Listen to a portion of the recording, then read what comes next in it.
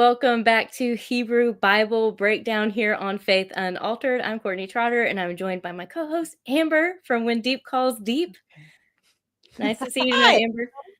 Hey, I'm hanging out on my channel tonight because we're co-streaming this over here. Since this is a topic that is very much a thing my channel covers, I figured we'd get double duty in and get this over here. So those two lovely ladies are in charge of all the buttons, and I'm just over here enjoying having fun. That's it. Yeah.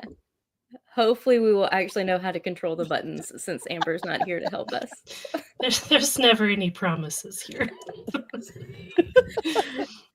So For we have sure. Carey joining us tonight. You probably already recognize her from Pilgrims in a Holy Land or her other podcast, When Genesis Marks the Spot, or if you guys are frequent Facebookers in the Facebook group world. So we're excited to have Carey here. We're going to talk tonight about how to read the Old Testament or how to read the Hebrew Bible. That's what we're saying these days. And we're going to talk about things like word studies, language, the Hebrew language, how it's structured, and also the ancient Near Eastern background and how important it is to know those things. So Carey is a master at a lot of that stuff. So we're like, we should have Carey on. This will be fun. So it's good to have you, Carey. Yes, thank you. I'm really glad to be here and happy about this new segment here on Faith Unaltered. You guys have already been doing awesome stuff. I've really enjoyed what you guys have done already. So good stuff. Awesome. Yeah, thanks. We've already got 2 episodes under our belt. We'll see if we can make it through this 3rd episode. It's already proving to be its own challenge. But Carey, in starting this episode, we've already kind of introduced our Hebrew Bible journey, like mine and Amber's in our first episode. And so I'm always interested how people become as nerdy about the Hebrew Bible as I am, how they began reading it. I mean, I know for both Amber and I, that journey kind of began in formal education of like walking us through slowly how to read the Hebrew Bible. And so I'm always fascinated whenever I come across people like you or some of our other friends on Facebook who really have this deep, in-depth knowledge of the Hebrew Bible, but kind of came at this from a different way. So how did you come to know and love the Hebrew Bible? Depends on how long this is going to go. So, I mean, I was raised LDS, and so I have this whole background of LDS theology and everything. And when I started putting that down and entering into historical Christianity, I was really struggling with a lot of different topics, especially for systematic things, particularly the Trinity, things like that. And I still had like a lot of vestiges that I had not quite let go of my LDS theology, because there is a lot that's very similar to Christianity, and there's a lot that's different. And I had to kind of navigate this really strange path of figuring out, oh, okay, this is Christian belief, this is specifically LDS belief, because I had a lot of conflations in my mind there. But there were a few things that were absolutely clear. I knew that previously I hadn't believed in the Trinity, and I did not know how Christians came to that belief. And part of the vestiges of my belief was a distrust in the early church and the knowledge that we have there. And so that kind of filters into not really a distrust of the Bible, because I never distrusted the Bible, because I had faith in God, I had faith in Jesus, and I said to myself at the time, well, the one thing I can do is hold on to what the Bible says. So I did believe that the Bible had been given to the world and had been preserved, and that it was truly teaching about Jesus. What I didn't understand was how you go from that to all of the historical doctrines in the early church. And I would ask people, I would investigate myself, and there wasn't really a whole lot of good answers. And the Trinitarian apologetics that I came across, I still think it wasn't that great. And I still think there's a lot of not great Trinitarian apologetics out there. And so that was frustrating to me. And so, but I would go to church and I would say the creeds, but I would only say the parts that I could legitimately agree with, that kind of a thing. And then eventually I came across my husband came across the work of Dr. Michael Heiser. And he said, you got to listen to this stuff. And I'm like, okay, kind of put it off. Eventually, I found his stuff on YouTube. I found these like 5 and 8 hour long lectures. And I said, well, I can watch those. And so I watched those for like months. I repeatedly watched several of them. And I trying to work through what he was saying, trying to see, is he saying things that are legitimately knowable that we can actually trust, things like that. So he was talking about the second person of the Trinity and things like that that are rooted in the Hebrew Bible. And I thought, well, he never sounded like a crackpot. So, okay, I guess I can keep thinking about this and keep studying it. And I couldn't find anything that was against what he was saying. And so it took quite a while, but eventually I understood what he was saying. And when I could come to the point of understanding how a first century Jew could see Jesus as God and as a triune God at that, like they didn't use those words, but the ideas were there. Mhm. And all of that was from contextual study. And so I just completely fell in love with understanding the Bible from that perspective. Yeah, I absolutely love your story. It's like you have a really great individual podcast episode on Genesis Marks the Spot. Do you remember the name of the title of that episode? It is number 18. So Number I remember the number. Yeah. Number 18, if you go to my website, you can find that. It's I lay out my whole testimony and kind of my faith journey there. Yeah, you said Dr. Heiser wasn't a crackpot. You must not have caught him on his like coast to coast episodes or something like that. That was the things that my husband was trying to get me to watch. And I just never got around to it. And so instead of that, I found the YouTube videos, which he was talking about the same kind of stuff. But in the lectures, he was able to do it with the PowerPoint slides and all of that kind of stuff. And with like the sources and the Hebrew pulled up and stuff like that. Yeah. Right. So it's less conversational. Right. Yeah. Amber, did you come across Dr. Heiser's work? Like, was he influential for you?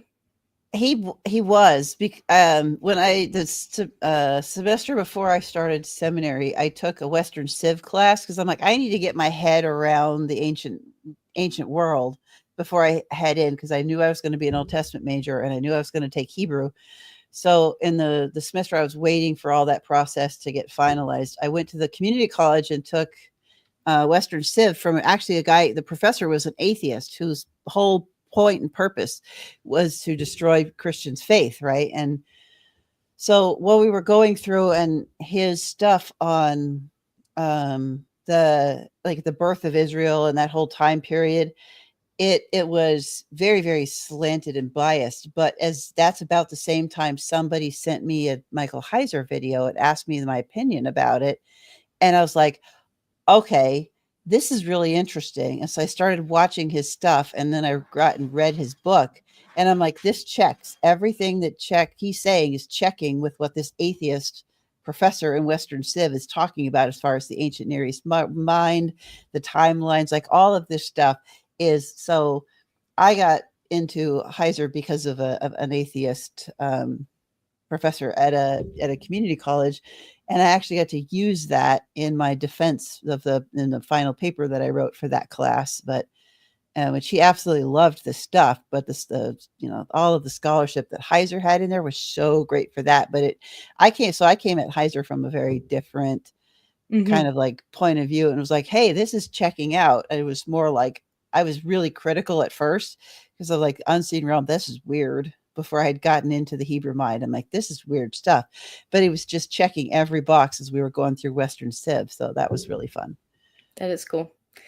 Yeah, I got into Heiser, I guess, just through the normal academic route, which is somewhat of a weird, like, kind of like you said it was an atheist, like, professor who got you there. But a lot of people do encounter him first through, I mean, he's just so prolific online or writing his blogs or his podcast. But whenever I was in seminary, I didn't initially think I wanted to do PhD studies. So whenever I was in seminary over a decade ago, I kind of just had a penchant for languages, which kind of now looking back is not very surprising because my undergraduate degree was in second language acquisition. So you're like, yeah, I could acquire new languages. So of course I'd be good in Greek and Hebrew. But I always just loved the Hebrew Bible. That was where I really like resonated and found the cool stories, like all the weird, if it's weird, it's important. Like I really resonated with that with Michael Heiser. But as I was studying it, I kind of had a lot of the same questions, Carrie, on the Trinity as you did, because coming from like an ethnically Jewish heritage, like those are the questions that they have as well. So that really does need to be kind of exegeted from the Hebrew Bible first in order to begin to have those kind of conversations. And I wasn't even really having them with Jewish people. Like I was the Jewish person having that question, like, am I reading Jesus rightly and things like that. So I thought like, oh, I'd love to go and do further study on the Trinity in the Old Testament. So one of my professors suggested kind of Michael Heiser's dissertation to me because of that. So that's how I was first introduced to him, and then found him online after that. So it's kind of interesting, Carrie, that we kind of overlap in the like Trinity in the Old Testament department, so pretty cool. Yeah, I'd be down with reading a dissertation first of all. Why not? Yeah, exactly. Exactly. All right. So we want to kind of dive into, I forgot which order we're going to do first, culture or language? Let's do language, I guess, first. Okay. We're going to set that one up first. Okay, absolutely. So Hebrew Bible obviously is written in Hebrew. Some of it's written in Aramaic, but most of it is written in Hebrew. And so Hebrew first, I don't know. I so maybe like I want to do just a minute on the way that Hebrew thinks, and then you guys can dig into the nerdy technical parts of it, because that I like the more esoteric, I guess, talking about that parts of Hebrew, because I'm not the technical grammar person. That's not my strength. I do better how Hebrew thinks, because Hebrew has a very distinct personality as a language. And it's really actually fun when you start digging into trying to get into the mind of Hebrew itself, because there is this very almost, it's almost like thinking in pictures. Like when I used to be a sign language interpreter, that was really good training actually for understanding in Hebrew, because you're thinking in story pictures. And so as you're reading through the Hebrew Bible, you have to put yourself very much in narrative mode, because Hebrew is narrative. It conveys a lot of stuff in metaphor, and it loves to put something out there for you to think about and contemplate. So there's a lot of aspect in Hebrew that gives you a lot of wiggle room. There's room to move. There's a lot of ambiguity built into it because it wants you to work for it. So there's almost this like liturgical rhythm to Hebrew where it'll give you something and then it'll repeat itself because it wants you to think it over and dig that out for yourself. And then it'll give you the next thing, and then it'll repeat itself and let you dig. So it's very rhythmic.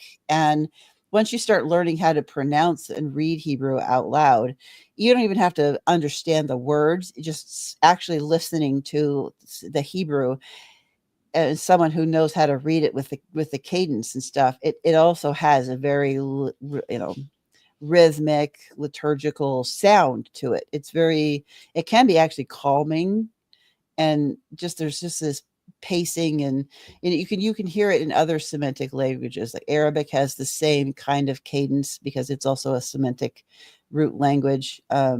Aramaic has the same cadence and thing to it. So Hebrew itself is meant to make you like ponder. So the first professor I had for Hebrew, he used to talk about it like this. He's like, Hebrew is, you think about it like a cow chewing its cud. You take something in, you chew on it for a while, and then you put it away, and then you bring it back up later, and you just keep, 3 or 4 or 5, 6 times. You just put it away for a while, bring it back up, keep breaking it down, keep digesting it, and that rolls you forward into more and more understanding and wisdom the more you contemplate and think about it, because it's very much this whimsical, pull it out and think about it for yourself kind of a feel to the whimsy.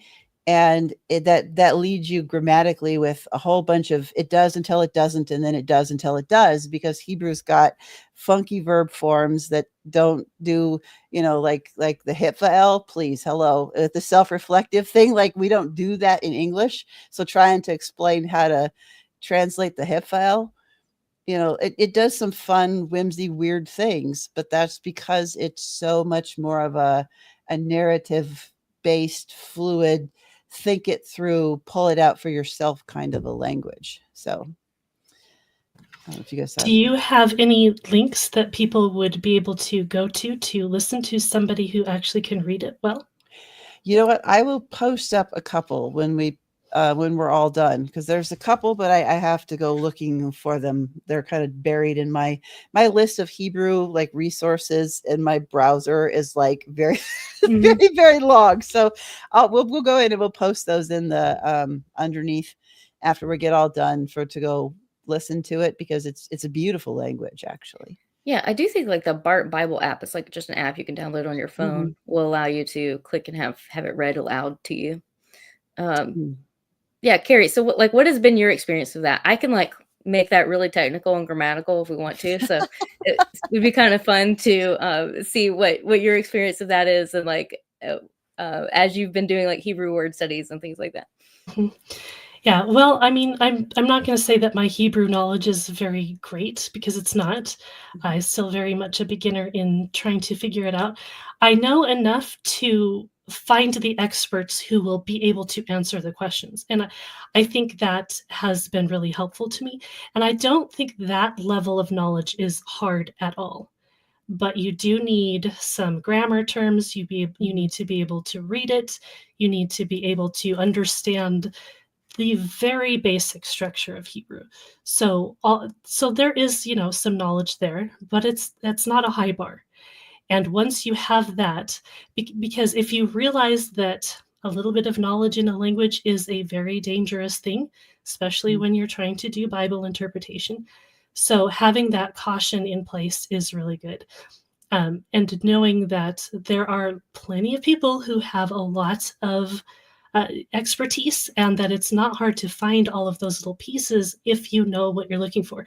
But you kind of have to know a little bit of what you're looking for. And again, that's not super hard, but understanding kind of the differences in the language is really helpful. And I think that once you understand that it is a very different language, then reading, you don't have to even acknowledge the language underneath the English that you're reading to recognize what's going on there, because it starts popping out at you really clearly when you're reading the narratives.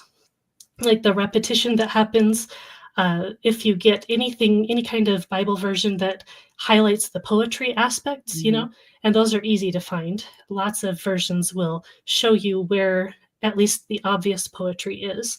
And that will help you, because it's very much that it intensifies the language. And to us, it's like, why is it just saying that again? To us, it's like, this is just another fact, and we don't need this same fact again.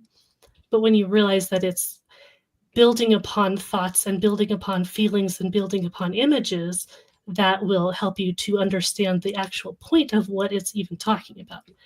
So understanding the structure of books, entire books, I think, like Genesis itself is structured beautifully, but it's hard to see if you're not noticing these linguistic elements, I think, and understanding that the culture itself thinks a little bit differently than we do.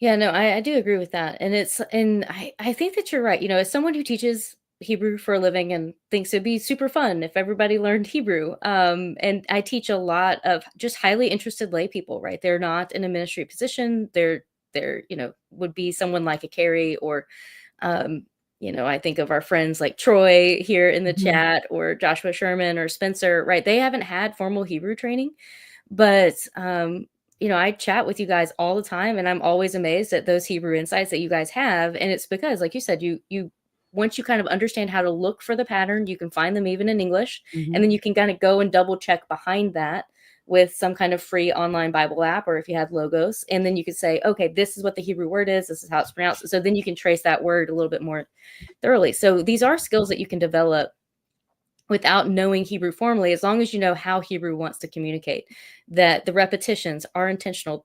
So I like to say there's a couple ways that Hebrew likes to generally emphasize things and bring them to mind.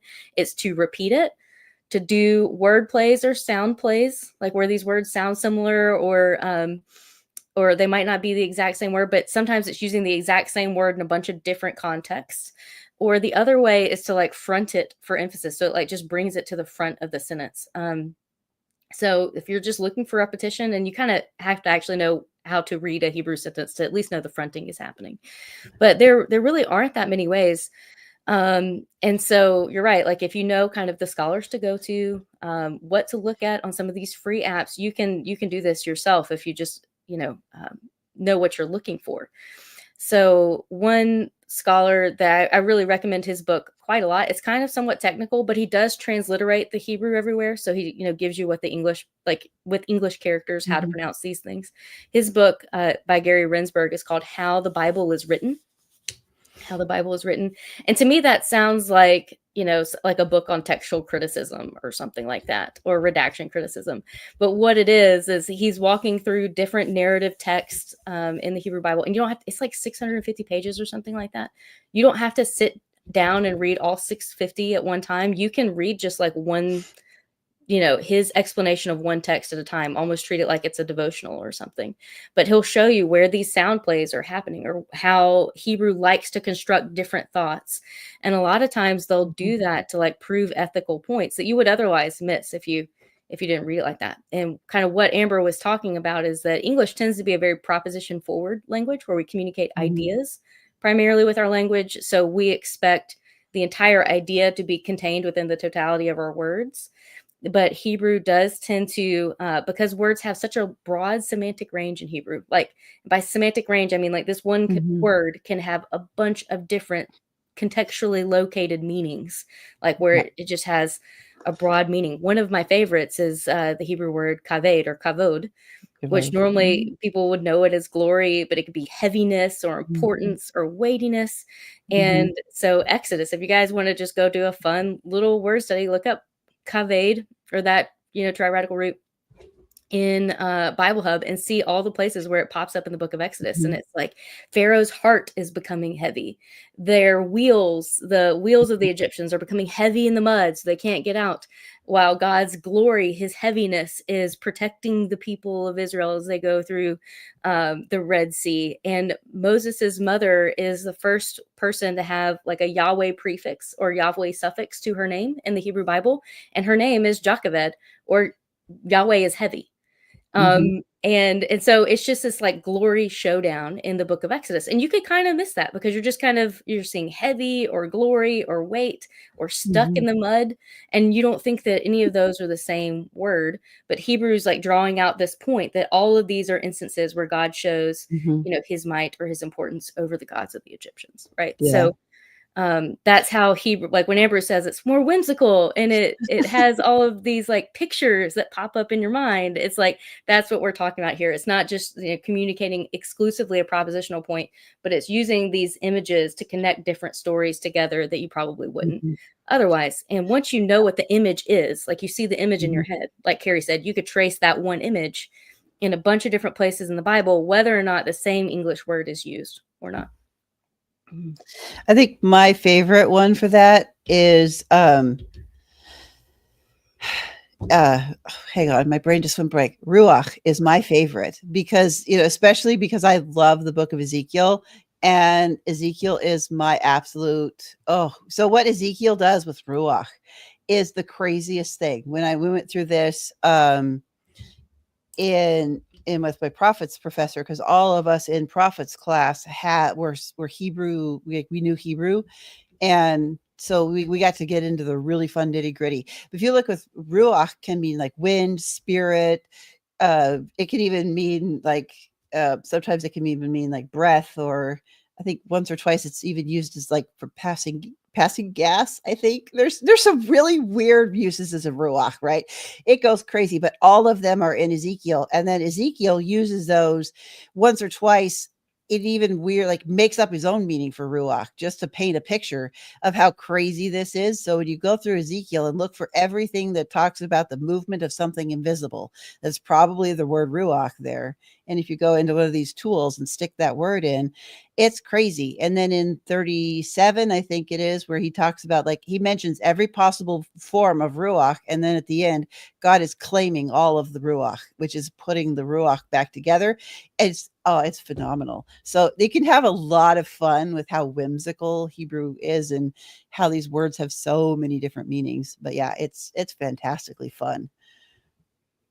Carey, do you have like a favorite word or motif that you like to trace through? I mean, you've done so many, but Yeah, does, I've like, done one quite a stand out few. right now? Currently still, and there's some that even though I feel like I've gone through it, I kind of know, I still will go back to like the tree imagery and things like that, because that shows up in so many different ways, and the same word is used for live trees, for dead trees, for all of these things, and it has connotations in the stories, right? So you have the words, and in English or in a word study, you're thinking this is going to have these meanings and these glosses, but there's actually a whole host of imagery and concepts that go along with those words, and they're very theological all the time.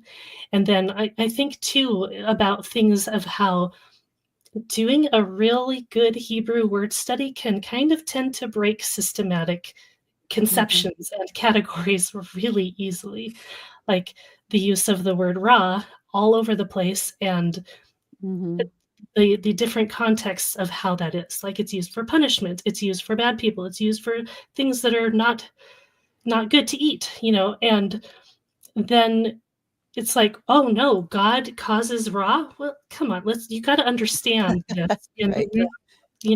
and so it kind of breaks some of those categories, and that's not a bad thing. It's not that those categories are themselves bad necessarily, but you kind of have to wrap your mind in a different way when you're reading the scriptures, instead of importing all of this later ideas and conceptions into what you're reading. And that's hard. That takes practice.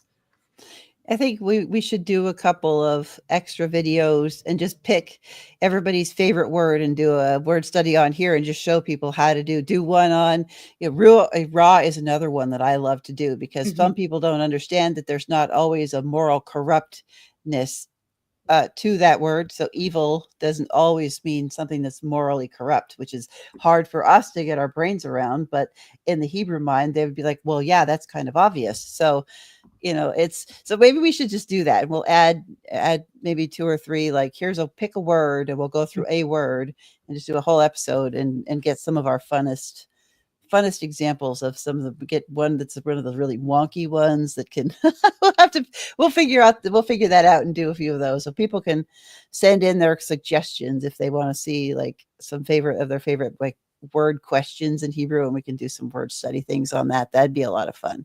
That would be.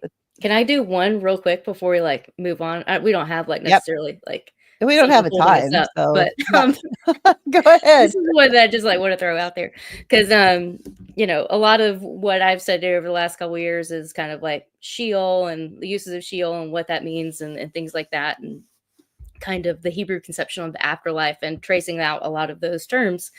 Well, a lot of you would be familiar with the term hevel in Ecclesiastes, right? That it's like, meaninglessness or vapor or something like that. If you've, listened to a good Bible Project video on that. And the Bible Project, by the way, we haven't mentioned that, but it's a great place to go, and they do all these individual word studies, and they're doing exactly what we're talking about here, looking at how this word is used across the Hebrew canon to convey different text, and not assuming that it has to convey the same thing, but looking at what images are associated with it. So Hevel is Abel's name in Hebrew. So Cain and Abel, that's Abel's name. And so I began thinking, like, I wonder if there's this connection between the death of Abel and Hevel, and if a lot of these words get picked up. And of course, like anytime you have an idea like that, somebody else has already thought of it. So this Hebrew scholar named Russell Meeks had made that connection and started drawing out how Kohelet, the teacher in Ecclesiastes, has a lot of similarities there with Hevel. However, this one thing he did not mention, which I found really interesting. So in Ecclesiastes 1:12, right after he gets done with like his Hevel, like he starts saying Hevel at the beginning and all this stuff, he says, I the teacher, was king over Israel in Jerusalem. And that verb was like, if you knew anything about Hebrew, you know that like Hebrew tense can be kind of like, finicky most of the time, but especially with those verbs to be, a lot of times they're just put in the text. They're just supplied in the text. They're not actually written out. They just kind of, you could say, well, in context, it could be present. In context, it could be future. In context, it could be past. But this verb actually is there in the text as, the cow, perfect, right? The past tense. And that pronoun I is emphatic there. It's unnecessary. So he's like, I Yep. was king over Israel in Jerusalem. And guess what? There's only one way in the, monarchy to no longer be king, to be a past tense king. And that is to die. And then with all this Hevel imagery and him equating himself with Abel, the righteous who had died, you're like, I think that this guy is dead in Ecclesiastes. Yeah. And it totally changes the way that you read that book, because he's like, look, all of my life was meaningless. And the only time that you evaluate your life as meaningless is if you're contemplating your death. Right. And anyone who's ever had the thought of like, well, I might as well just die now because my life will never amount to anything. Right. There is this contemplation of death, that like something here is about to end. And so I think that there really is something to draw on there with Hevel and Abel, and death, and the fact that he used to be king over Jerusalem. But my Hebrew professor was also the gal I had for Torah and Ketuvim survey. And she talked about in Ecclesiastes too, that there's this idea of Hevel there. It's like when he's talking about the meaningless aspect of it, it's like trying to grab a soap bubble. You can, as soon as you touch it, you can get it for contact for a second and then it pops. And then you're just like, that to me makes more sense than like the smoke way that it's translated, because that's harder, but it's, it's just that aspect to it really makes that a lot of fun imagery. So, but so that's a good, I think that's a good place to talk about Ecclesiastes and trying to get our minds around these words to kind of transition. My brain is just definitely not working today. Transition over and start kind of crawling into, we've been into the mind of Hebrew, but now we need to crawl into the minds of the Hebrew speakers and the people who are writing in Hebrew and reading in Hebrew and the world that they're in. And like, this is one of my favorite parts of this, because when going through Torah class, I got my brain completely blown when she was pulling out stuff, talking about like the cultures around and how like in the creation narrative, showing us like all of a bunch of imagery and looking at the other stories of like Samaria and Assyria and Babylon and Egypt, and getting into how there are some similarities there with those creation stories, but there's also definitely some differences. Like I remember one of the things that she talked about, we saw that she showed us, there's this image that I can't find it again. I need to keep trying to get it from her, but it was that there's this, you hear in the Hebrew Bible that talk about the sky plate that separates the realm of the divine from the realm of the temporal. And I can't remember who's a Carey, you might actually know this because you have a better recall of this than I do. But that sky plate in one of those legends is the body of a dead goddess that is held up on the four corners by her children. And she is protecting the world of the humans from the chaotic world of the divine pantheon that is constantly at war with each other.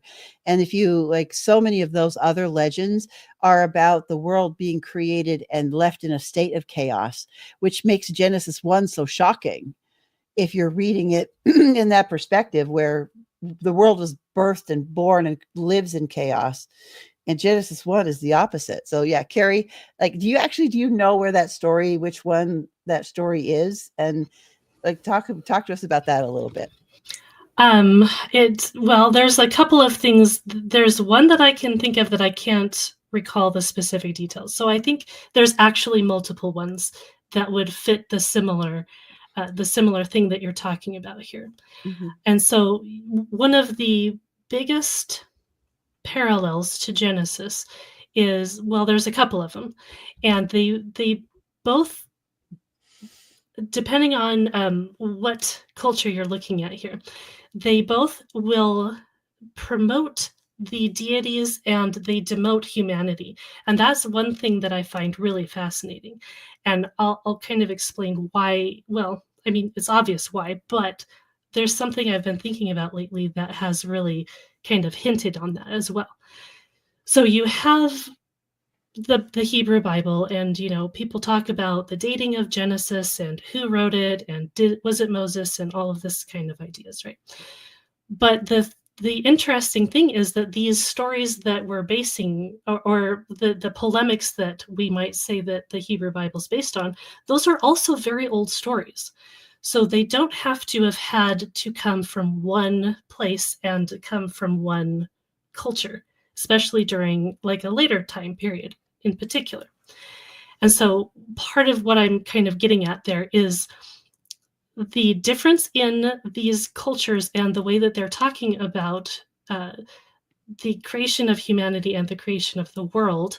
So you have like Tiamat, who was killed by Baal, and well, there's several stories where she's killed by different deities. Again, depends on what culture you're talking about. And this shows how old these stories are and how they actually don't have a problem with sharing the stories and changing the names of the deities, changing details. This is just what they were doing. And so she's killed. Her body is used, depending on the story you're talking about, for the sky or for the land and the sky, both. There's a story that has that as well. And so you have the gods still kind of nourishing humanity and protecting them, even though in these same kinds of stories, humanity is not really portrayed very well. They're a nuisance. They're kind of allowed to exist, or they're promoted to exist because of the deity's well-being, all of these kinds of ideas. And so then you go into the Bible and you see the same kinds of things, and people will say, is it stealing? Is it borrowing? Is there a gap theory kind of idea going on in the first few verses of Genesis? That's more of a modern idea, because we have to explain, why is there chaos? God would not create chaos in this ancient world. It's not God creating chaos, it's God subduing chaos, which is a much different story. And so, I'm sorry, that was kind of really all over the place, but No, there's just okay. so much there, right? There's so much there. And that's why I think that we really should be reading these things, because it's not a threat. It's a help to us to understand that ancient mindset, to understand why they're thinking this. So looping it back to the important part of why I think this really matters for at least part of this conversation. We see the parallels especially closely in Mesopotamia. So you have Genesis, you have the Enuma Elish, you have Atrahasis. Both of those have a flood story that's very similar to the Bible's flood story. And people are like, well, how do we explain that? And there's all various reasons and explanations for that. One of them is that Genesis, at least the first part of Genesis, was written during the time of the exile, when the people were in Mesopotamia. And I think there's a core to that. The question could be, what did they think before, and why are they coming up with this story at the time? I mean, the easy answer is because they were surrounded by pagan gods and they needed to understand who the real God was. But I think another part of it is that they were reformulating their entire national identity, because they had finally discovered, oh yeah, we did something bad and we were going against God, who was patient with us. We're now in exile. We now have to repent. And as such, they are noticing that their entire culture is shamed. They're in the context of shame. So now they're like, well, how do we understand ourselves in this? They need new origin stories, basically. They need to understand who they are in relation to God and in relation to the world at large and in relation to the other nations. That's why I think we have these stories here in the first part of Genesis. And I don't think they're unrelated to the Exodus and Moses, because I think there's also Egyptian cores. So I think what's going on is there's a whole lot of material that is being collated into what we now have as the Hebrew Bible. And this is the time when we finally get it in, well, I mean, we don't know, but it's obviously being transmitted from this time forward in a cohesive narrative story. And so these are their origin stories. These are the stories of their culture and their nation and who they now are and who they're understanding themselves as. And what's fascinating to me is that even though they're in a situation of shame and they now need to be in repentance, these are still stories that elevate humanity instead of downgrading humanity. And that's fascinating to me. I think that says something really important. Yeah, I think you were like so much better in general with the ancient Near Eastern background than Amber and I. Like, I'm like pretty passable, but you've got way more facts and research behind that stuff. So what's a good place you would suggest for people to start with that kind of research? There's a shorter book. I mean, it's not short. Hang on a second. I'm going to look it up because it's a good book. It is by Kenton Sparks. And I want to get the exact name because he has several books. Ancient Texts for the Study of the Hebrew Bible. So this one, like there's other ones out there that will give you the actual texts of the stories. This doesn't give you the texts, but it explains what they are. And it puts them into contexts and says, this one is this kind of a genre. This one is this genre. This one fits here and here and here. And so Kenton Sparks, Ancient Texts for the Study of the Hebrew Bible. And I can put a link in the comments, I think. Yeah. And while she's doing that, I'd put one in there. It's a book by Daniel Block. And I don't have the exact Amazon link. I just put the title. We'll put all these links in the show notes underneath so everybody can have all these books.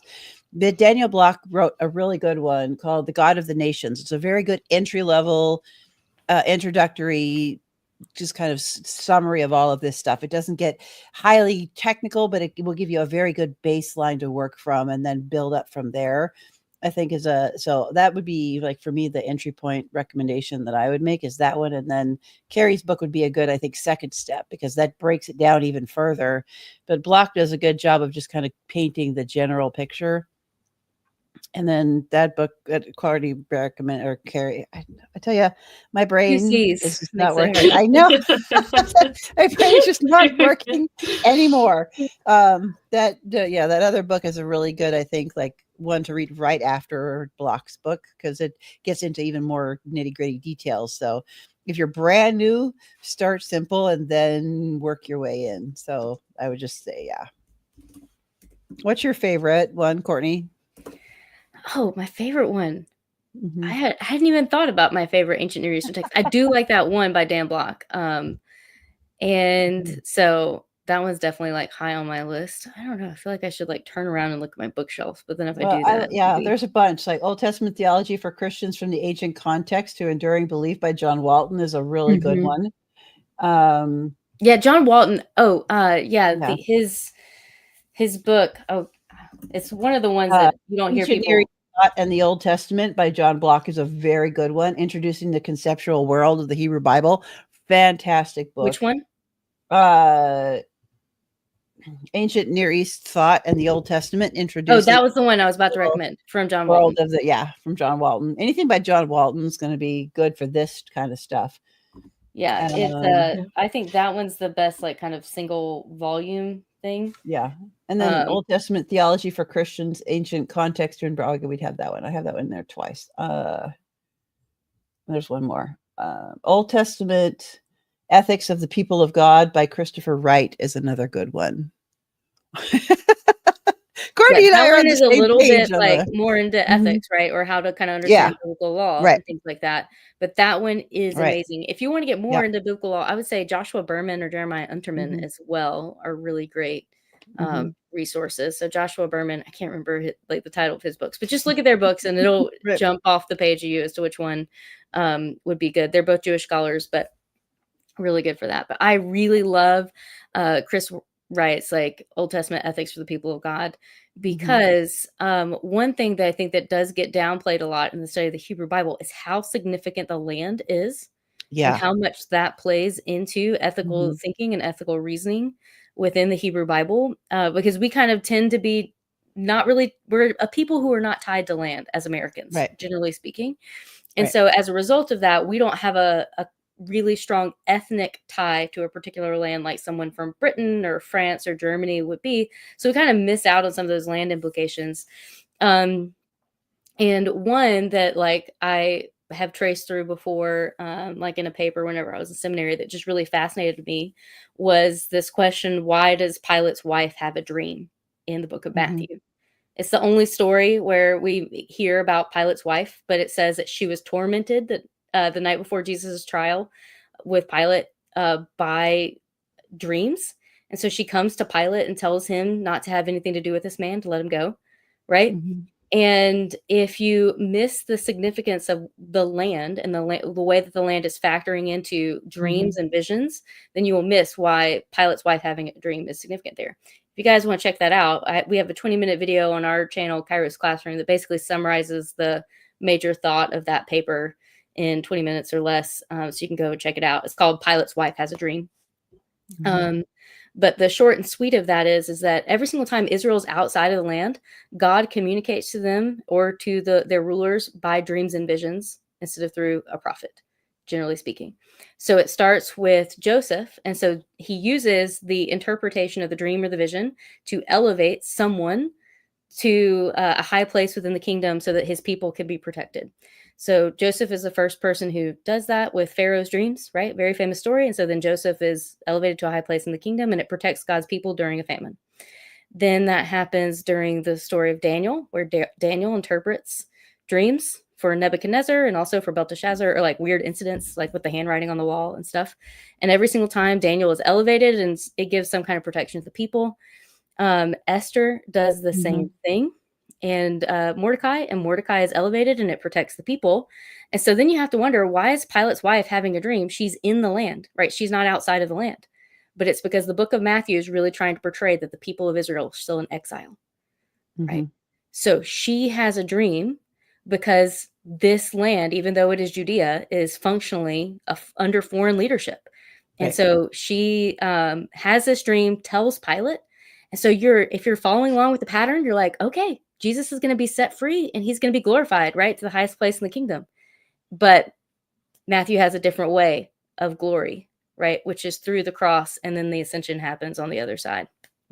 So, so there are things like that. So that's why I love Old Testament ethics for the people of God. That's like, total big tangent. You guys can see that I talk too much while teaching. So I can get on tangents really easily.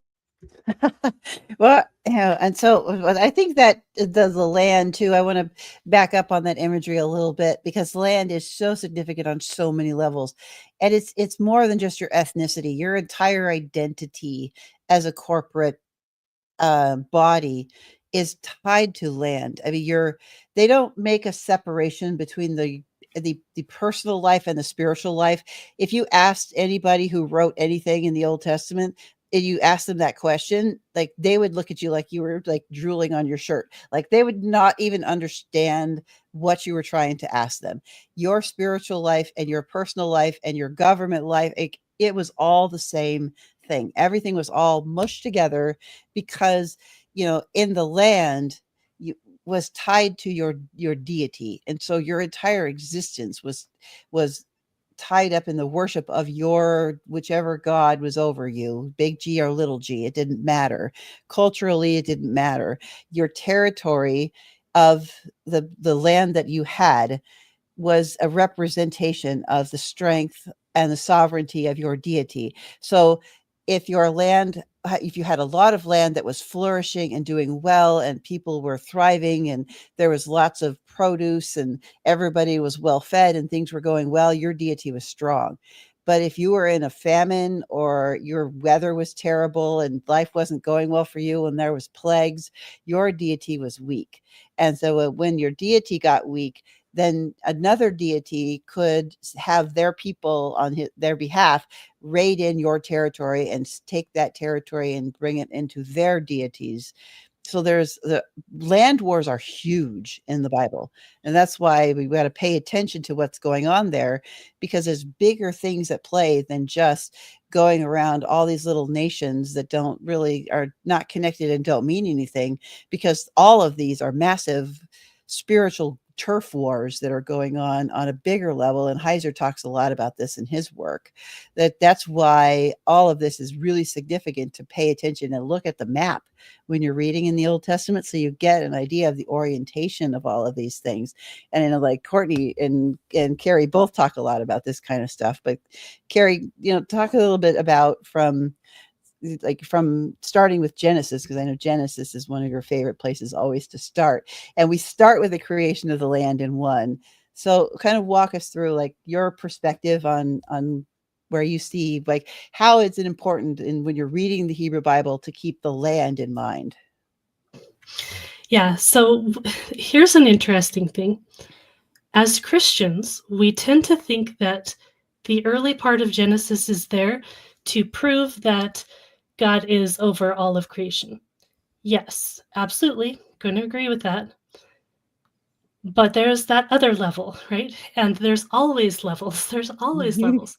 And so there's definitely the sense that what we have in the first chapters of Genesis is framing up everything in the Hebrew Bible. Absolutely everything, which means that it's also framing everything in history, but we're really talking about the Hebrew Bible and how everything is kind of solidified here. So you have all of these ideas of the land and the nation of Israel, and that's fairly easy to read if you're just reading through everything after Genesis or the middle of Genesis on or something like that, right? So, okay, yeah, the Hebrew Bible is all about the land, but what about Genesis? It's talking about the whole world. Again, yes. And I think that this is one of those points also that kind of helps give that narrative arc, which I love you guys' background here. You have the idea of the intertextuality, and that is not just a textual thing, but also a historical thing, because you have the beginning, you have the middle with Jesus, you have the church age and the eschaton. All of those things are connected. And so so it's not just that the narrative of the land is only an Old Testament thing and it's only important here. Yes. And yes, it's about the nation of Israel and it's a particular thing. And you could talk about what that means in what Paul says in the church and all that. But none of that kind of matters when you realize that, it's not that it doesn't matter, but in a design patterns and in the narrative of the story, what we see about the land is true about the land, but it's also true about what we see in the church as well. There's that narrative pattern. So yes, it's Genesis. The first part of Genesis is about general creation and the creation of the entire cosmos. But there's also that sense of you need to understand that from the perspective of the actual land, because the land is structured just like sacred space. You have as you go into the zones, it gets more sacred. You have the same thing in the land, and you see the maps. Like you have the nations around Israel, you have Jerusalem, you have all of these different layers, right? And so if you understand all of those from that pattern, then when you're reading the particular instances, you can understand them both as, yes, this is a historical thing that happened in real life, but also it gives you something to kind of latch onto for practical purposes. And I think that what you guys are doing here, and what I try and do, is bringing that, the idea of intertextuality, biblical theology, canonical reading, all of these things into practical theology for people, instead of just, well, this is some interesting head knowledge, but it doesn't really matter for our lives, when I think it really does. So if you see the patterns there and you see how it relates to both what's happening there, but also what's happening as a broader historical thing, and what God's goals ultimately are, which is a really big thing for me, because I get a little bit tired of people starting in Genesis 3 when really it starts in Genesis 1. Right? Yeah. Like, that's where God's purposes start. And we need to acknowledge that. And so all of these layers, it's like this amazing cake that you can just cut into and see all of the pieces. It meshes together, but it also separates out together in a beautiful way. And that's kind of a broad way of looking at it, but yeah. So Carey, I have this like objection that I'm going to hurl at you, because I've fielded it a lot, and I've seen you field it and answer eloquently online. So why do I need to put in this much work into learning the ancient Near Eastern background and maybe getting some basic kind of knowledge of the Hebrew language or something? Isn't it just evidence? Like, the Bible is the Bible, and I should be able to read it, and it's timeless, right? the answer is yes, and you don't really have to. But are you a disciple who is learning and studying the Bible? If so, then this is a deep, deep way that you can go into it. That is, it's not just about facts. It's not just about, okay, I'm going to go learn this set of grammar rules and this particular list of words. It's about learning the actual, a different mindset. And when you learn somebody's different mindset, that helps expand your understanding of things. Like, we are not capable of being objective observers. We can't do that.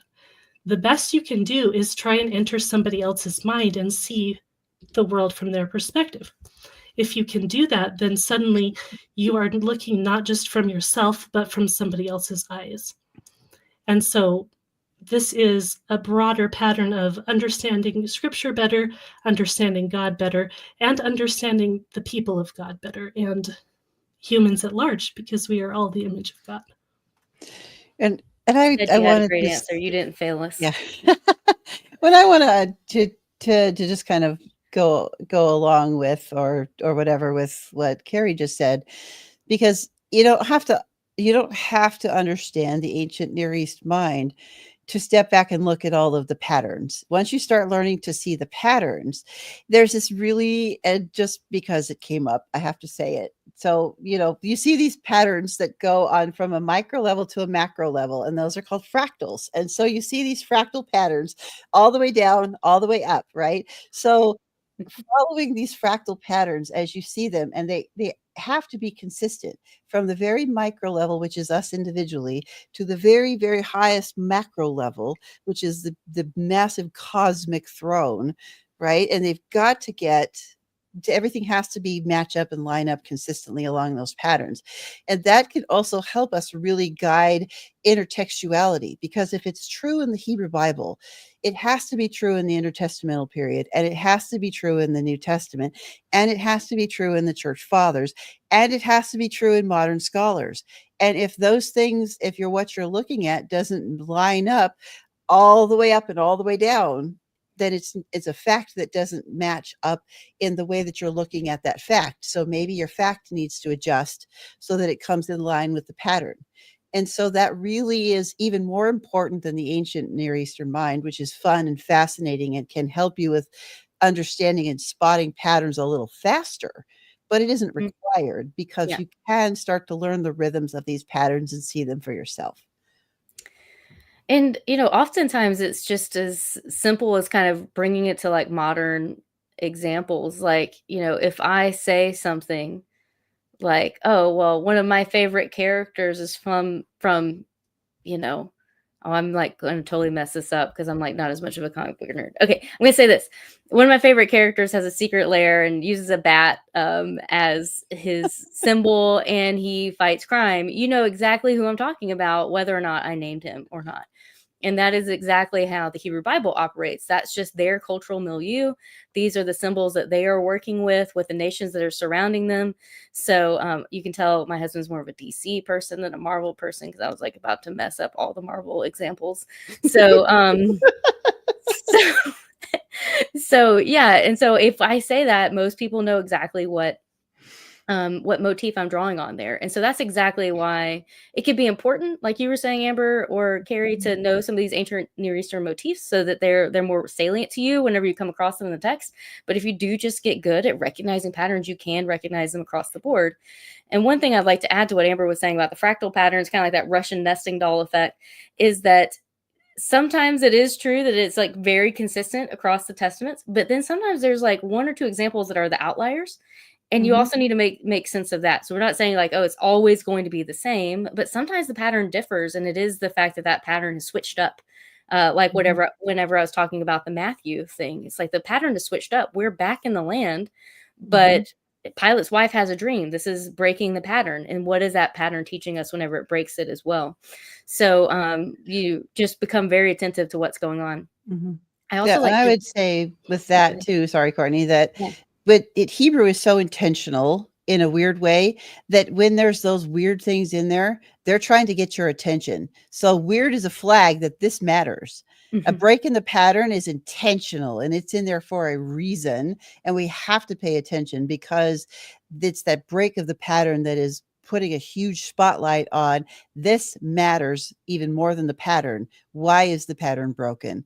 And that creates a new pattern in and of itself that we have to pay attention to. So it's even patterns within patterns. It's so much fun.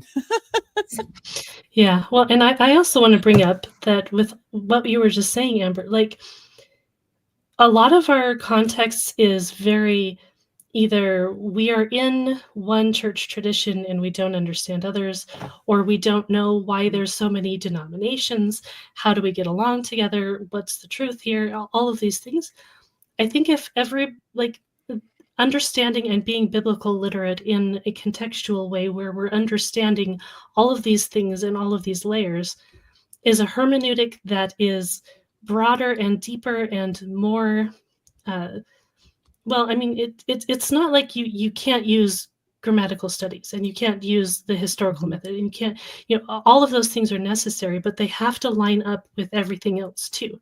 So what we can do with all of this is be more together and more right and understand each other's different theologies better. Yep. And it might not even be necessarily the case that we have to decide on one person and we all have to compromise to make sometimes it might actually be that there can be a little bit of looseness because you see that in the historical narrative of salvation history itself.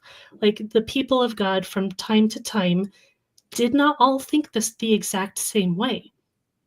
And understanding that and appreciating that can help us understand our perspective today where, hey, we don't all think the same either. And it might actually be okay. And we can talk together and meet together and maybe even come to a higher level of understanding together.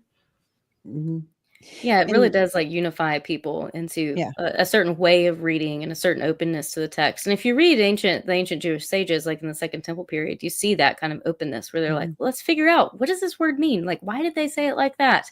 And so there's a kind of openness where it's like, this rabbi says this and this rabbi says this. And you're like, they say totally different things, but they're kind of in community approaching the text with the same mindset that the text is inherently connected.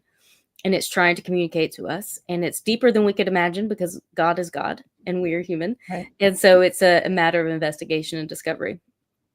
And I think we also, when we're thinking about this too, we have to keep in mind there are differences even within the Hebrew Bible. There's different mindsets. So you've got the pre-Exodus mind of Genesis, and then you've got the wilderness period mind, and then you've got the, you know, when they get established in the land, and the kingdoms mind, and then the kingdoms split. So you've got another mindset going on there, and then they get sent out into two different exiles. So you've got two people scattered in the diaspora, and then you've got them coming back. So there's a whole nother, so there's another big mind shift every time you see a change of scenery.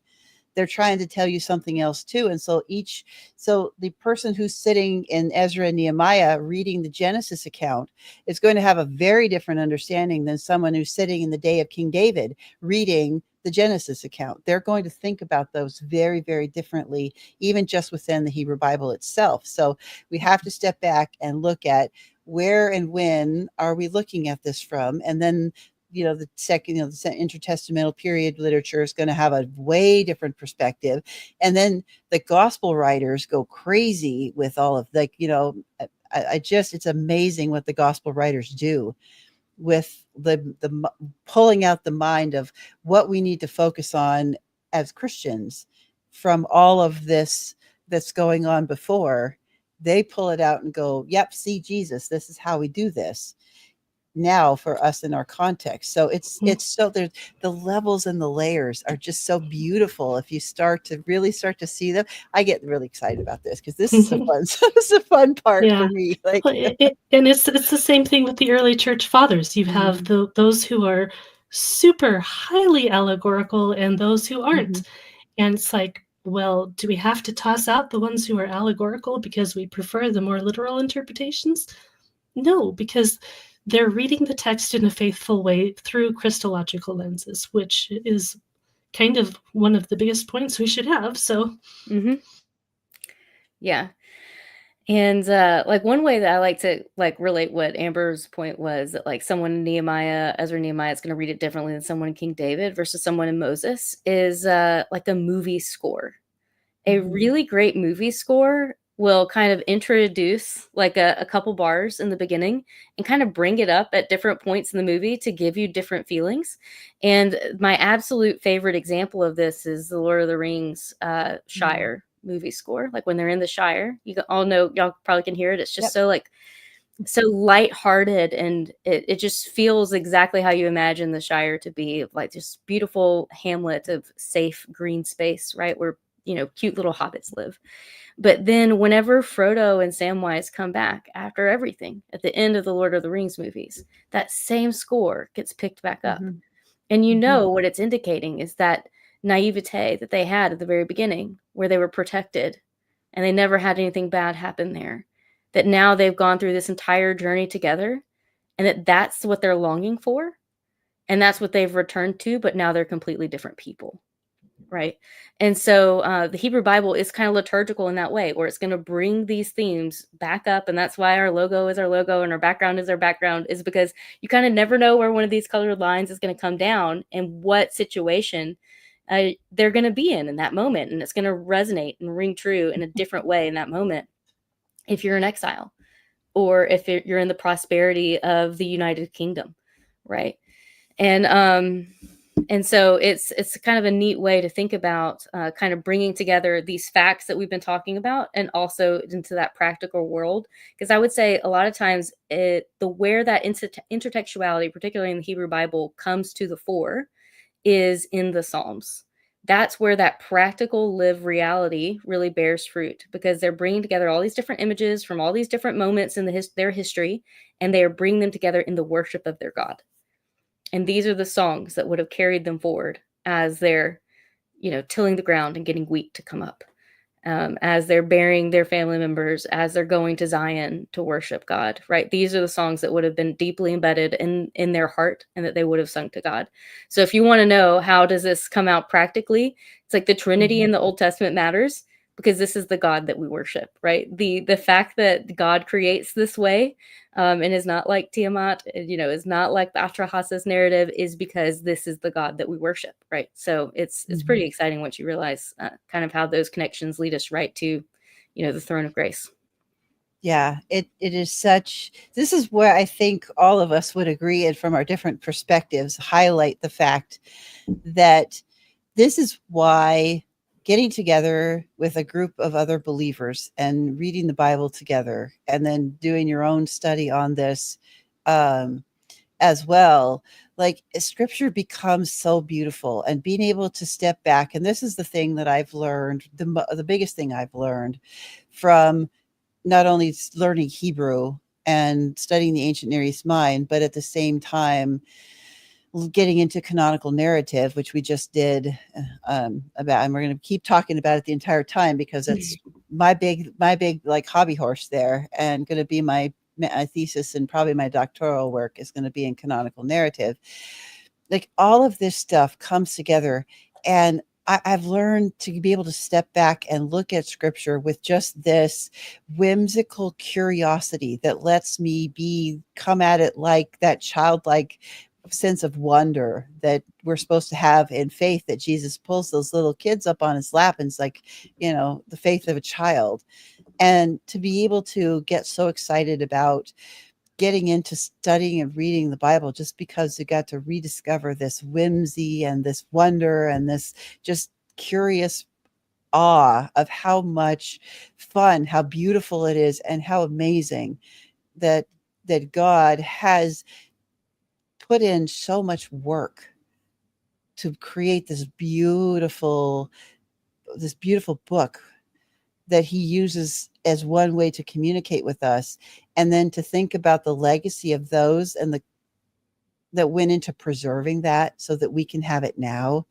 I mean, think about the thousands of people who gave up their lives and their livelihoods and devoted their entire life to preserving, to copying, to protecting. I mean, the fact that I can pull this up in, I probably have 200 Bibles in my Logos software that I can pull up in a variety of languages. And the fact that I can do that because of what has come before, it's absolutely amazing and humbling to me that we have that. And so I get really, really excited about this. Sorry.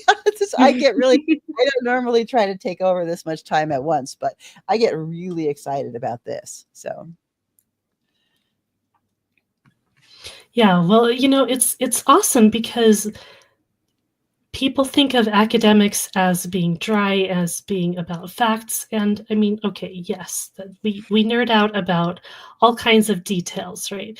And maybe some of the details that we get really excited about, other people are going to go, "What's the big deal there? That's not really interesting to me at all." But when you realize all of these layers and all of these interpretations that fit together into one thing, and that aren't just, here's your book to make sure you understand exactly what you're supposed to be doing. It's so much more than that. And with that kind of a framework in mind, as you're studying, study becomes play, and it becomes something that is of beauty instead of just dry facts on a page. Courtney? Yeah, I don't know. We didn't have like a timeline for this, but I was like, man, I'm like just really excited, and this could be a good place to end. But yeah, it's one of those things that once you start to read the Bible in this way, you never read it the same way twice. You always notice new things that you never noticed before. And it becomes an exciting way to read. And it also, if you grew up in a tradition that was very wary of scholars from certain other denominations, or even if they were Jewish, or maybe they're not even believers, like it gives you a way into scholarship that isn't necessarily tied to a confession, even though all of us are confessionally oriented. And we do think that this intertextual approach must be done through scripture. That's, referenced back to our last episode, must be done from a theistic perspective, that we are the inheritors of this text. But it means that you can begin to read somebody else looking at these patterns, and it doesn't threaten your worldview, and it doesn't threaten like what you believe about the text, even if they draw very different conclusions as to what it means or how it could be applied. So it really opens you up not only to reading scripture new every time, but also being open to more scholarship, which is kind of fun. I think I already kind of can guess Courtney's answer to this question, but I'm interested to hear Carrie's, and I'll give my answer first, and then Carrie's, and then Courtney's, because I think I can predict what Courtney's is going to be. But I would also encourage people to interact with people who are outside of your tradition, whatever that is, because it's so important to get different points of view and different perspectives, because somebody, even if they're not your same tradition, may have a good point that you hadn't considered before. Or if you disagree with them, why do I disagree with them? And go back and dig in for yourself and figure out why you disagree with them. So, like for me, one of my favorite things now to go into when I'm trying to figure things out and learning from a new perspective is, it's called the Lord of Spirits podcast, and you can find it. I'll put a link to it underneath in the show notes, because it is two Eastern Orthodox priests who talk about a whole bunch of this kind of stuff on their podcast, and it really is pushing and stretching my poor little brain to consider things from a different point of view. So that one is probably my favorite resource for that. So Carey, what is your favorite? Because you're kind of a little bit all over the place with your stuff already anyway. Yes, that is definitely true, all over the place. But I also have found that if you interact with real people who are in different traditions, that's going to change your mind on a lot of things. If you're just trying to figure out what a tradition that's different from yours believes, and you're doing it even from official doctrine, I mean, that's good. You should at least go to official places instead of non-official places to find out what people think. But it's also so important to actually talk to real people and to realize that there's going to be the entire spectrum of different types of people within every tradition. And so it's, we tend to think that even if I am in this particular tradition, probably you are not as in alignment with everyone else that you are worshiping with that you think that you are. And that's okay. And it's this interaction of people, and we can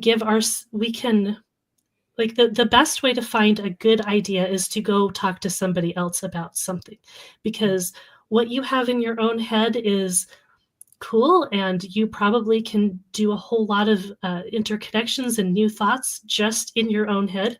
But if you go and ask somebody else, they're going to say something that you don't expect. They're going to say something that is counter to what you say, probably. And if you take them seriously, that can actually elevate your thinking in a way that nothing else can. And it's not just about ideas and thinking, even though I really like ideas and thinking. It's about living together and actually finding out ways to be a good disciple in treating other imagers of God in the way that they should, and understanding where you are in relation to them and where you are in relation to God. We could talk about a lot of worship stuff, and a lot of the ideas of what that means and how you do that in community and that relationship with God. But all of it is part of what's going on in your faith and in your belief, even if it feels like all I need is my Bible and I don't need a church community. Some people are in different places, and that's hard for some people. And if you understand all of the different perspectives, then maybe you can put down some of your own things and be able to worship with people, even if there's a whole lot of differences and you might be a little bit grumpy about it sometimes. So Amber, I missed, what was your book recommendation? I wanted to see if we're going to recommend the same one. No, it's for like either book or podcast. So mine was Lord of Spirits. Yeah, mine's Lord of Spirits. Yeah, Lord of the Spirits is great. Obviously, kind of the OGs in this are the Bible Project, and their podcast is amazing at drawing together these hyperlinks. And so is Michael Heiser's, so we've talked about him a lot. So why not? If you are one that is inclined to read books, I would say something like John Sailhammer's The Pentateuch as Narrative is really good. It's kind of a thick read, but he's also somebody who he mentored My professor, he mentored Tim Mackey, right? So if you like the Tim Mackey way of reading the Bible, John Sailhamer is a good place to go. So Pentateuch as narrative shows you how to begin to trace some of those themes and motifs, and you can read it without knowing Hebrew and begin doing it. So it's a pretty great way to do it. If you don't read books, like I said, stick with the Bible Project, Michael Heiser, Lord of the Spirits, or their whole Council of God podcast. Lord of the Spirits also has it where they're doing it through the Bible walkthrough. So those are good. Wow. Carey's got a great one. Genesis yeah. Marks the Spot. Mm-hmm. So yeah, there's probably a few more. And we could talk do to real people too. Yeah, you know, it's hard because we tend to have our little, you know, our friend groups and our worship groups and our church groups. It's hard to go out and actually cross those boundaries sometimes. And so I guess that's what I would suggest. And, you know, from my perspective and my history of, I grew up LDS. I see so many difficulties with people just not crossing boundaries with other people and not understanding them. And so, yeah, I think that's kind of my big throw into the pot idea. I agree. And if you're interested, the way that we all met was through the Facebook groups associated with those podcasts. So that's a really great way to get to know other people who are thinking along these lines, throw out questions like, hey, have any of you seen this pattern? Do you know anybody, a scholar who's seen this pattern? And people suggest books and papers and things all the time. So that's how we met. So you can go to Lord of Spirits discussion group, Divine Council Worldview discussion group, the Tim Mackey discussion group. So if you are somebody who's like, I just generally don't read books, but I want to be around people who maybe do and talk about some of my ideas, those are great places to go.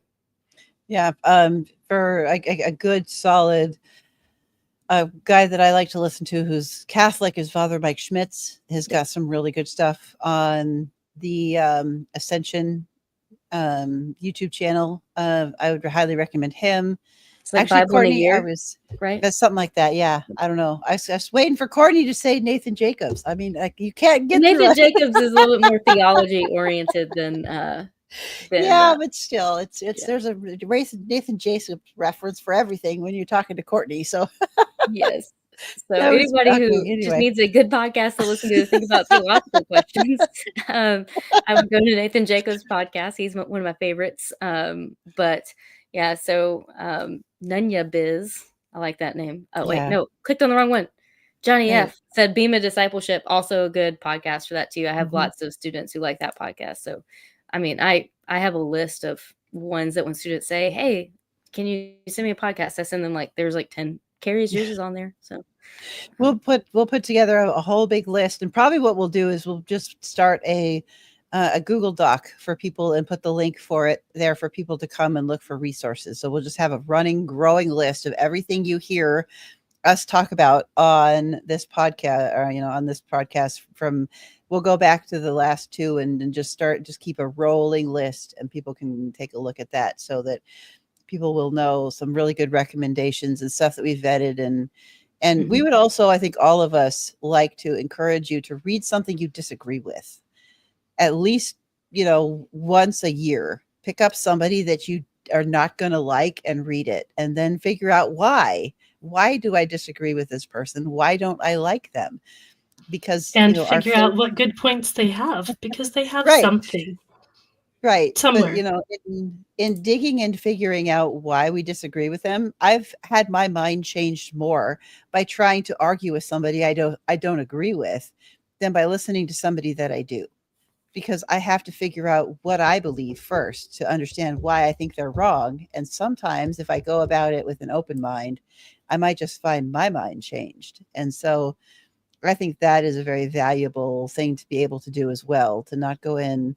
So I disagree with them. I hate it. So I'm going to argue with every word just because I want to be argumentative. Go in to look at that and think, okay, I'm going to go evaluate their arguments. And maybe there's a little bit that's wrong in my theology that needs to be corrected here, and hear what they have to say about theirs. So definitely we want some charity in that as well. So wrapping up there, final thoughts. We'll start. Carey, go ahead first. Well, I just really appreciate the conversation tonight. This is a good conversation, good topic. So many things we could have talked about. But what we did talk about, I think, was a really good grounding in just approaching things and thinking about things, and a lot of good resources and things. So really appreciate what you guys are doing, and looking forward to seeing what else is going to be coming out on Hebrew Bible Breakdown. But it's a lot, and it's needed. And I think there is a lot of passion in people to understand these things, because people are starting to realize, oh, there's a whole world here in the Bible that we didn't really appreciate was really there. We didn't see it. Once you start seeing it, it's like exploring a whole new reality. And doing that is, I think, a really good part of discipleship. And you shouldn't be doing any of that without marrying it into discipleship and your walk with Jesus. So really encourage people to keep that in mind as they're doing all of these studies. Even though you can get into those nitty-gritty details, what they really do is point to Christ and point to our need for him, point to what he is doing actively in the world, which is a lot. And I think that things like this is part of that, because it is growing and developing disciples in good ways. I see good results from people I know who read all of this stuff, who study all of this stuff in the light of understanding it with Jesus. So. And I think then I'll wrap up and then let Courtney finish it out, because she actually remembers the tagline usually, and I always forget it. So I'll go, and then Courtney can wrap us up. I think final thoughts would be, don't be afraid to just start and just try, because, I think finding, find in your church, everybody in their church has a Bible nerd somewhere. Go find that person and say, teach me how to be a Bible nerd. And you will become their instant new best friend, because not enough people grab the Bible nerds and say, teach me how to be a Bible nerd, because it's something all of us can learn how to do. And it can be a lot of fun to learn from somebody who already knows how to do some of these things, but you don't have to. You can just pick up and start, with markers that don't go through the paper. So you can either get those, or you can use colored pencils or something, and just start marking. Every time you see land, circle it. Every time you see spirit, circle it. Just start somewhere to start learning how to see those patterns, and get into Bible studies with people. Whether you go and ask someone, join one at your church. If your church doesn't have one, go to somebody else's church and join their Bible study. Do that anyway. It surrounds yourself with people who love God's word, and it becomes contagious, and something that once you get into it, it becomes this thing that we want to do, and it's not a chore anymore, because it's become so fun and so beautiful. So that's what I would definitely say. Can I just kind of add on to that before Courtney? I'm going to interrupt Courtney, because a lot of people do go to these things and they we're learning stuff and this is blowing my mind, but we're not learning it in church. What would you say to those people? How do we encourage those people? Should they be just exiting their churches en masse and saying, finding other places? Or what is another option for them? When they don't feel like they're getting that kind of stuff in church, what do we do? Carey, you were reading my mind. That's what I was about to say, something very similar, because we do see that all the time. Where people are like, wow, this is so cool. And I now have read Matthew Bates on faith, and I really understand pistis, and nobody else in my church understands pistis. And how can I even continue in these, elementary Bible studies that are still teaching us the same thing? And I would say that that's where leading into how it's going to affect your practical life and your worship life with God. Once that starts to no longer be facts in your head, but treasures hidden in your heart, then these things will become the practical aspect is something that we could not kind of reiterate harder, is that find a liturgical prayer book where they're putting these things together. So I'm thinking of, I've done this with the Book of Common Prayer, or even some Orthodox prayer books, where they have these or I'll say this is a book on figural interpretation, the Anglican tradition. You can find books here. Chad Bird has some from a Lutheran perspective. And they help you get into that devotional life. So how it will affect your relationship and your encounter with God, and teach you how to pray, teach you how to sing. Sing to God in this kind of way where you are recognizing the fractal patterns, because the point of recognizing the patterns is not just so you can do it whenever you read scripture, but so that whenever you're living your life, you know how to live before God.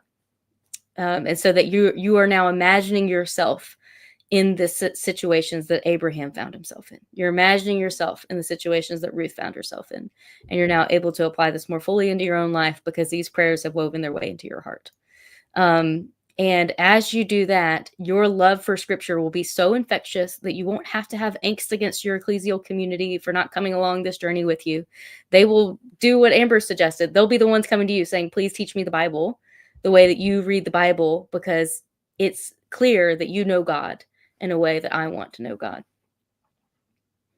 That would be my suggestion. I don't know. I can wrap it up later if somebody else wants to talk about it too. No, I think that the only thing I would add to is that actually I wouldn't. That was perfectly said.